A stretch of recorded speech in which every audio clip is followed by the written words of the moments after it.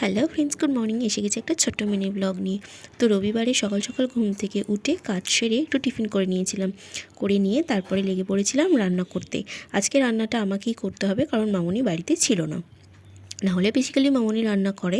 তো যাই হোক, আমি এখানে ভাত বসিয়ে দিয়েছি, আলু সিদ্ধ করে নিয়েছি, শাকের তরকারি করেছি, এখানে মাংসটা ধুয়ে রেখে দিয়েছিলাম। আর এখানে আমি রান্না করছিলাম হচ্ছে আলুটা আমি একটুখানি হালকা করে ভেজে নিয়েছিলাম।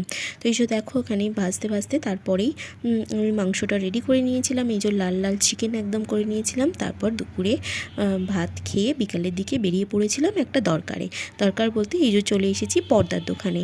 ঘরের পর্দাগুলো একটু চেঞ্জ করার ছিল, তো সেই কারণে চেঞ্জ করার জন্য নতুন পর্দা নিয়ে কিনতে চলে গিয়েছিলাম। তো পর্দা কিনে তারপরে চলে গিয়েছিলাম একটু আইসক্রিম খেতে। তো বড়বাবুর ইচ্ছে হলো আইসক্রিম খাওয়ার, তো আমি চলে গিয়েছিলাম আইসক্রিম খেতে।